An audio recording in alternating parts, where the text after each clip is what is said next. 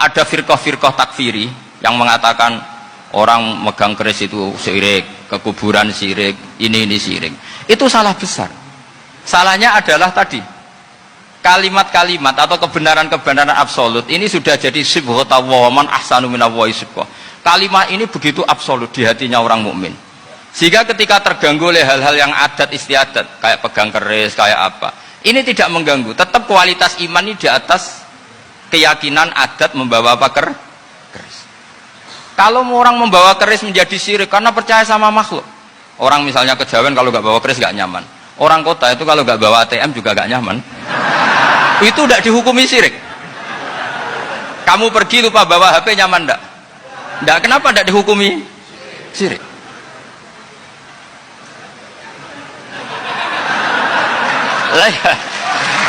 Jadi ini logika. Jadi makanya ini Gus Reza boleh ngeritik saya tuh berkali-kali bilang saya termasuk ulama yang mau bikin gerakan cangkem elek.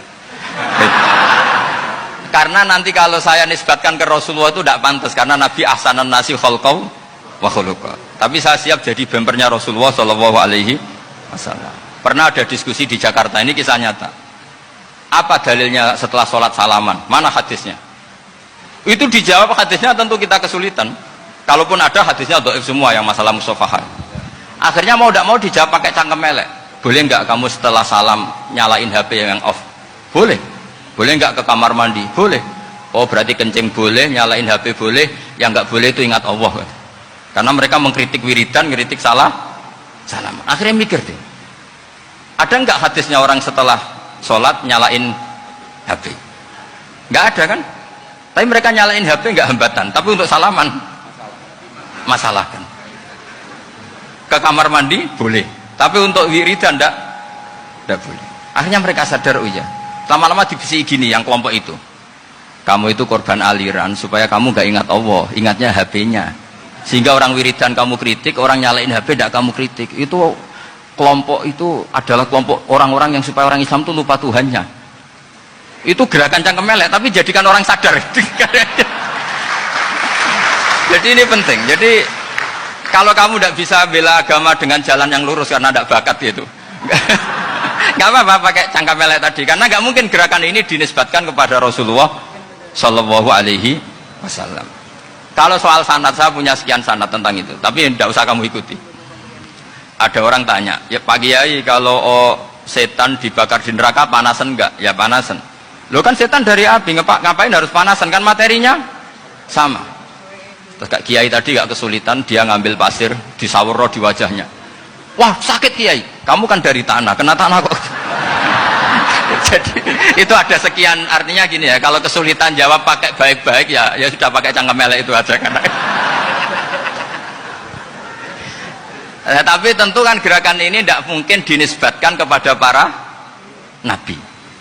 Tapi saya pastikan meskipun nggak bisa dinisbatkan kepada para nabi dari segi cangkem elek tadi, tapi secara semangat itu sama. Saya punya sekian contoh.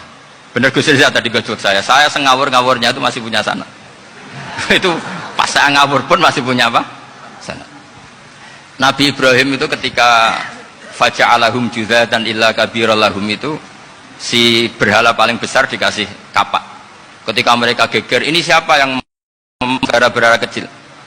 Kata mereka, sami'na fata yadhkuruhum yuqalu lahu Ibrahim. Ya kira-kira Ibrahim lagi.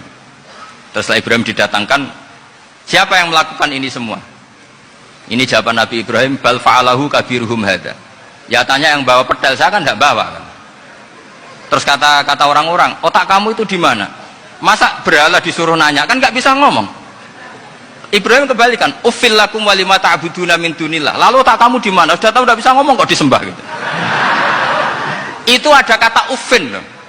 Uffin itu kalau diterjemah kira-kira ya agak-agak jancuk gitu loh. Kira-kira seperti itu. Jadi sekarang dalilnya jancuk apa musik? Pakai jancuk biasa kalau misalnya saya kira gimana? Jancuk itu dari daksu, dak tinggalkanlah suan perkara sing elek. Krono ilate wong Surabaya kakean rawon, akhirnya ngomongnya jancuk.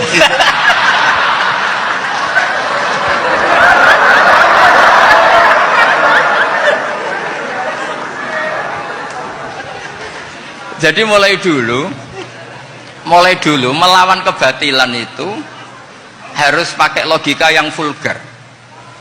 Karena memang nggak mungkin dengan bahasa-bahasa priayi itu nggak mungkin.